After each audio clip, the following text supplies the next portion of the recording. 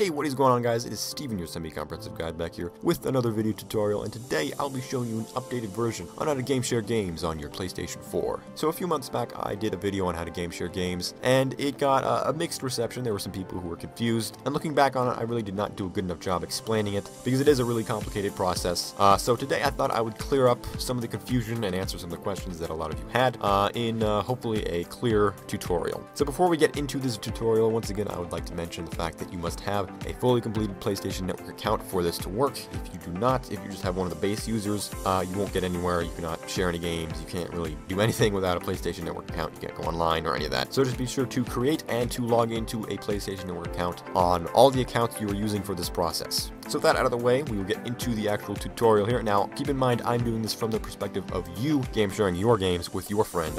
If your friend wants to game share with you, then basically have him watch this or explain this to him, and he will do this process. So on your end, you will head up here to the settings menu, all the way down to the right, and you'll head down to account management, and you'll head down here to activate as your primary PS4. And for most people, it'll already be active, but if it is not, then leave it alone, leave it as deactivated. For most of us, we are going to deactivate, and it'll give us this, all the warnings and stuff, basically telling us that everyone on this console will not have the ability to use PlayStation Plus or access to any of the online games or whatever, so just keep that in mind, and we'll just select yes here.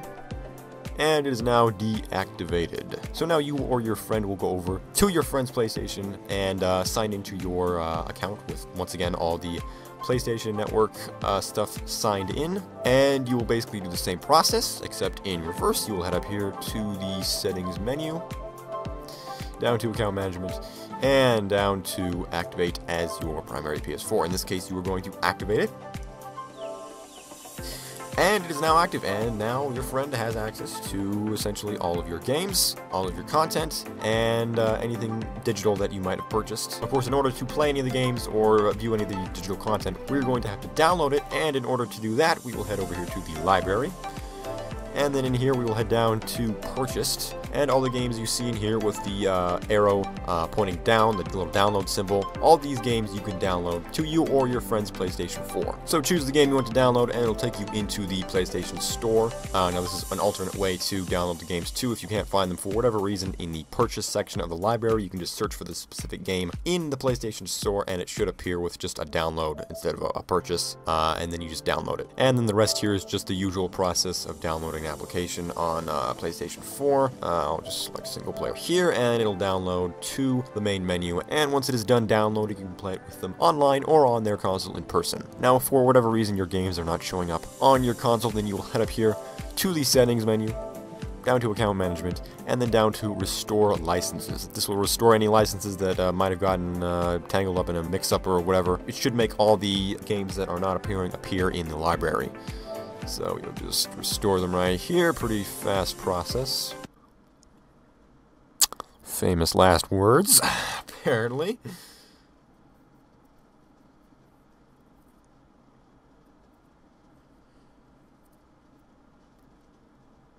This is taking a while. Alright, so now the licenses are restored, so if our applications did not show up in the library for whatever reason, they should now appear there. If they still are not showing up for whatever reason, like I said, search in the store, they might appear there. Now, if your games are still not showing up for whatever reason, just keep in mind that some games cannot be shared due to limitations. Some are exclusives, you know, some just are like that, so just keep that in mind. Also, keep in mind that you cannot share physical games like this. You cannot insert a disc and have it shared with a friend online. You have to actually take the disc and give it to them in person. Anything physical will not work. This is only for digital exclusive games. Another thing to note with this process, you also get PlayStation Plus across all the users on your friend's console, so they can now play online with you if they want. Now I'm going to address some issues that a lot of you have probably run into. Like I said, and I'll continue to say this, make sure to have a PlayStation Network account. That is extremely important for all users that you are trying to share these games with. Make sure that they have a fully completed PlayStation Network account, they are signed in and all that. Another thing to note is that on your your PlayStation Now, all the users that are on your PlayStation Now do not have access to any of your games. Only you do on your account.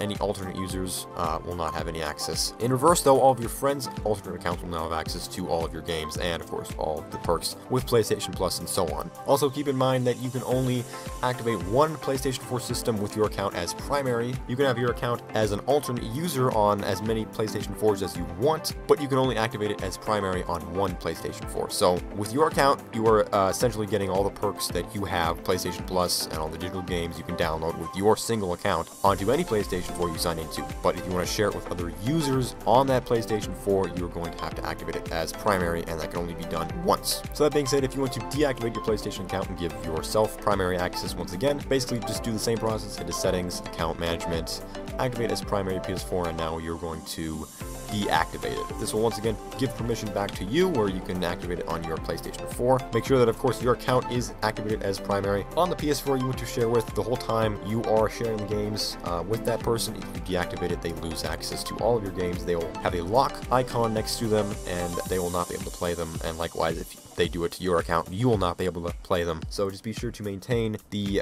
primary status on the PS4 you are sharing the games with, otherwise you will not be able to play them. Now lastly here, I just want to mention something that should be obvious, but if you are going to share with a friend online, be sure that they are a trustworthy person, because if for whatever reason you give them primary, they do not have to give it back. They now have access to your account, they now are in control of it, and you cannot deactivate your account remotely from another PlayStation 4. You have to do it in person from that PlayStation 4 that has it as its primary. So if you give it to someone and you want it back, they are going to have to give it back to you. There's nothing you can do about it. So just be sure that the person you are trading with is trustworthy, and it's someone you know, preferably someone you know in person. That way you can show up to their house and demand you give them back their PlayStation account. So yeah, just make sure it's someone you trust. Make sure that you're careful online. Obviously, you should know all these things, but just keep that in mind and know that if you do give it up, there is no guarantee you're going to get it back, and you could easily lose it forever, and then you'd lose all of your games, and Sony really can't do anything about it. It's basically not their problem. They cannot help you. So just be sure to trust the person you are dealing with, and you'll be good. So that about does it for this video. I really hope it helped you answer any questions or clear up any confusion that you might have had. If you are still confused and don't know what's going on, then there's a chart in the description down below that visualizes things, if that helps in any way. I also included PlayStation's official article on activating and deactivating your PlayStation 4. Other than that, if you still have questions, still have confusion, and need some help, be sure to leave a comment, and I will answer it to the best of my ability and walk you through any confusion that you might have. Other than that, if you enjoyed the video, be sure to like, and if you have any ideas for future videos, leave them in the comments down below, and I will look into it and make a video on it. And that about does it. So I've been Steven, your semi-comprehensive guide, and be sure to have a wonderful day.